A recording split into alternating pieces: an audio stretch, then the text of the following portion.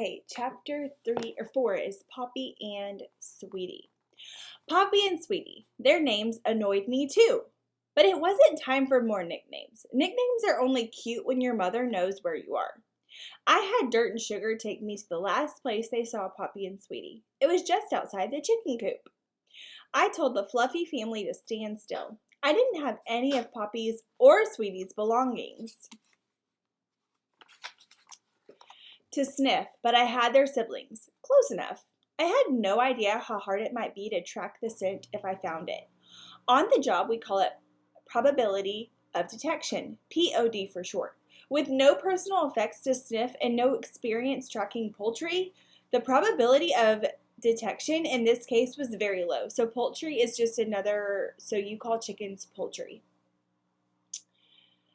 But now was not the time to burden a chicken's mother's heart with a low POD. There's an easy way to do a search and a hard way. The easy way is early in the evening with a cool breeze and a steady partner. The hard way is high noon with a crazy chicken clucking in her ear and 2 feather balls riding her tail. So take your pick. What way do you think they're going? This search was going to go the hard way. I had to give it to Mush straight. Humans have a knack for finding themselves in places where they don't belong. Dark woods, cold snow, deep canyons. Lucky for them, they stink. But I don't know from chickens, so don't get your hopes up. Mush took a deep breath. She knew the score. In the harsh sunlight, her comb had lost its bright red luster. It was the 4th of July weekend, and the air was heavy. I got down as low as I could. The earth will hold on to your smelly secrets for a long, long time, and it will give them up to any dog who comes a sniffing. The problem is it gives up all its secrets at once. You have to be able to sniff through them to find them one by one. Bare feet, barbecue sauce, blueberries. It didn't take long to pick up what I thought was a chicken trail. I followed around the edge of the yard, under a pile of rotting wood, past the barn, and then across the open field. For all I knew, it could have been a chicken sandwich. Then something hit me in the eye. Hard. I stopped in my tracks. Mush, Dirt, and Sugar were right behind me. When I looked up, I got hit again. It was rain. Hard rain. The kind of rain that makes grown men wear funny boots. So I want you to be thinking about how you're describing JJ, because he acts like a really good detective, but so far, everything he said isn't giving us any leads to where the chicks could be. He says something and then he kind of follows it by, yeah, that's probably not going to work. I called off the search. Sugar was in my face. Listen, Mutt, my brother and sister are missing and you're worried about getting wet? She was close, so close to me that I could have bitten her in half. Get lost, I said. Make like a sponge, mister. I had to hand it to Sugar. She was as tough as her mother. So when he says tough, he means that they do not give in easy and they're not scared of him. Chapter 5 is Chicken Scratch. The sky turned from gray to green to black. If the rain hadn't already washed off the scents of Poppy and Sweetie, it seemed the wind would have blown it away anyhow. After a short stroll in the hard rain, I decided to get back into my warm bed. I had had enough of this little chicken adventure. It was time for a nap after all.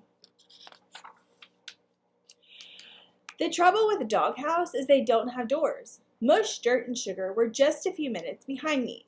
You smell like wet dog, said Sugar. I am a wet dog, he grumbled. Is this the search part of the rescue part? Asked Sugar. She reminded me of a splinter I had once. So think about how you feel when you have a splinter. Not so good, right? It bothered me, and I was in a much better mood when it was gone. Before I could answer her, Mush waved a note in front of me. I found this in the chicken coop, cried Mush. So the note says, I have your peeps. It behooves you to Rendezier's Twilight, your place. So there's the note. So we know we're meeting at Twilight, and they're meeting at your place, so the chicken coop. So behooves you. So I don't know, hooves, we know, think about animals that have hooves. So dogs, cows, goats. What else lives on a farm that has hooves? Horses, pigs, lots of animals have hooves. So that could be anything. And I'm just going off that might be a clue. Who knows? I tried to grab the note out of Mush's beak. That thing was sharper than it looked. I gave up my hold on the note. Two things were clear. Whoever had left this note had fast feet and a head full of big words. So he's saying those words he does not understand. Two of them weren't even real words, so I don't know. Chapter 6 is Chicken Tears. Mush packed back and forth. Sugar and Dirt followed behind her in the same oddly spaced line as before. I stood in front of Mush and brought her little chicken prey to a halt. Sometimes your gut can tell you more than your nose. This was one of those times. So I want you to think about a gut when we say gut feeling. So think about if you're nervous or maybe if you've done something wrong, how you feel in your stomach. You kind of get that like, oh, feeling. That's your gut feeling. So he's saying that for some reason he has a bad feeling about this.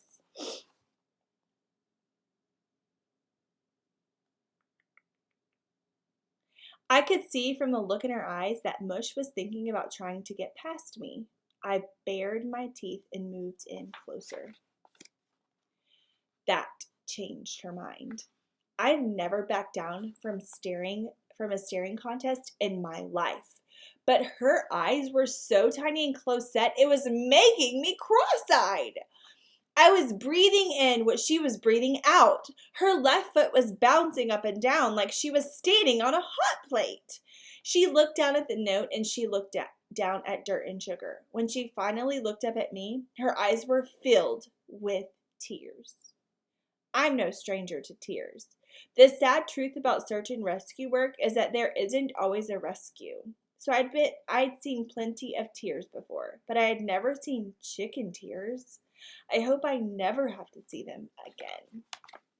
So do you think even though he's acting all big, bad, and mean that he might have a little soft spot in his heart for someone who might be crying? I think so.